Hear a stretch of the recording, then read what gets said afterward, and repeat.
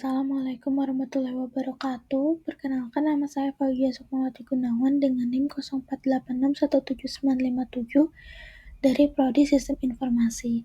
Di sini saya akan menjelaskan mengenai tugas 1 Pancasila, yaitu tentang proses lahirnya Pancasila. Pendahuluan.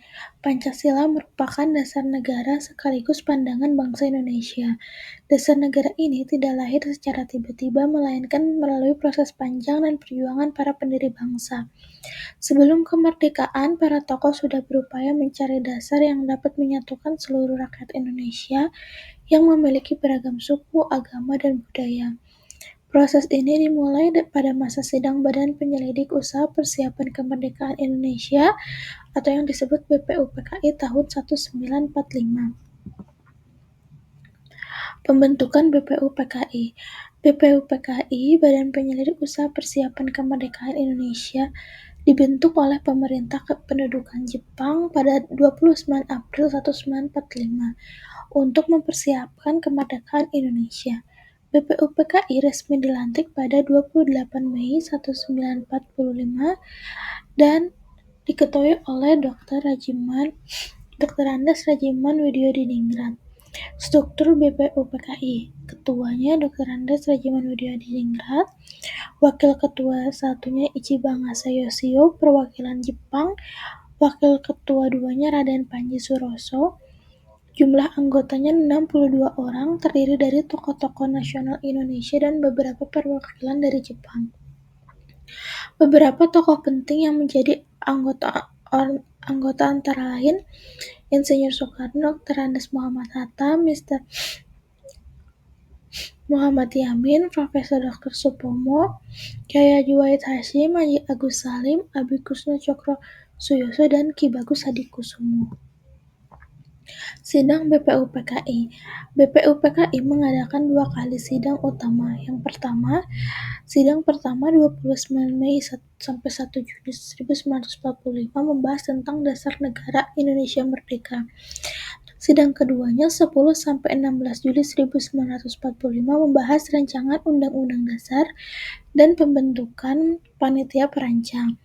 Sidang pertama menjadi momen penting karena di sanalah muncul berbagai usulan dasar negara yang menjadi cikal bakal Pancasila. Usulan dasar negara oleh Muhammad Yamin. Pada 29 Mei 1945, Mr. Muhammad Yamin menyampaikan pidato dan usulan mengenai dasar negara. Ia mengajukan 5 asas, yaitu peri kebangsaan, peri kemanusiaan, peri ketuhanan, peri kerakyatan, dan kesejahteraan rakyat. Beliau menegaskan pentingnya persatuan nasional sebagai dasar berdirinya negara yang merdeka dan berdaulat. Gagasan negara oleh Supomo. Pada 31 Mei 1945, Profesor Dr. Supomo mengusulkan konsep negara integralistik di mana negara dan rakyat merupakan satu kesatuan yang utuh. Ia menolak paham individualisme dan liberalisme Barat, serta menekankan pentingnya nilai gotong royong, persatuan, dan kekeluargaan dalam sistem kenegaraan Indonesia. Pidato Soekarno 1 Juni 1945. Pada 1 Juni 1945, Insinyur Soekarno menyampaikan pidato bersejarah dan yang memperkenalkan istilah Pancasila sebagai dasar negara Indonesia. 5 sila yang diusulkan adalah kebangsaan Indonesia, internasionalisme atau perikemanusiaan, yang ketiga mufakat atau demokrasi, yang keempat kesejahteraan sosial, yang kelima ketuhanan yang berkebudayaan.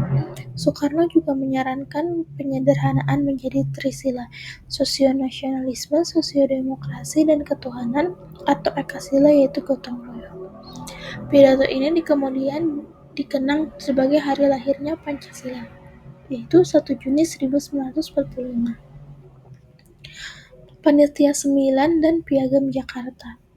Setelah sidang pertama, dibentuk Panitia 9 yang bertugas merumuskan kembali dasar negara berdasarkan hasil BPUPKI. Anggota Panitia 9 yaitu Insinyur Soekarno, Dr. Andes Muhammad Hatta, Mr. A.A. Maramis, Muhammad Yamin, Ahmad Subardjo, Abdul Kahar Muzakir, Abi Kusno Cokro Suyoso, Haji Agus Salim, dan Wahid Hashim. Panitia ini menghasilkan Piagam Jakarta pada 22 Juni 1945 yang memuat rumusan awal Pancasila dengan sila pertama berbunyi ketuhanan dengan kewajiban menjalankan syariat Islam bagi pemeluk-pemeluknya. Pengesahan oleh PPKI.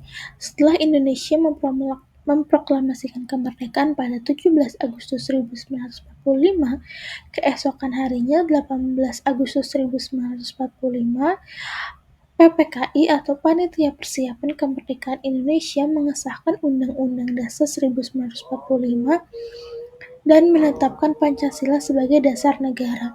Dalam proses ini, sila pertama diubah menjadi ketuhanan yang Maha Esa agar dapat diterima seluruh golongan dan menjaga persatuan bangsa.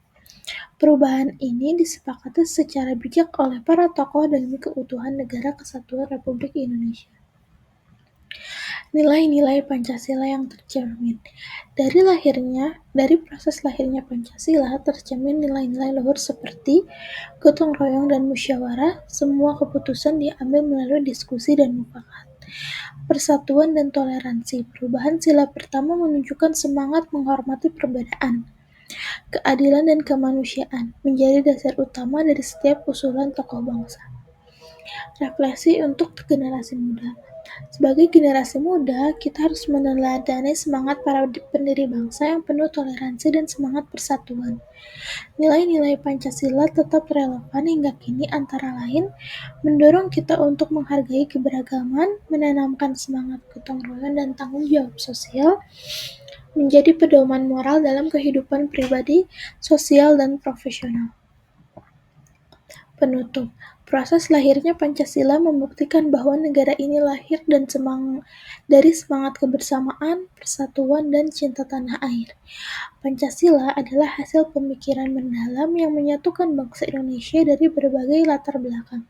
Sebagai generasi penerus, tugas kita adalah mengamalkan nilai-nilai Pancasila dalam kehidupan sehari-hari, menjaga persatuan, dan terus berkontribusi untuk kemajuan bangsa. Sekian yang dapat saya sampaikan. Mohon maaf bila banyak kesalahan. Terima kasih. Wassalamualaikum warahmatullahi wabarakatuh.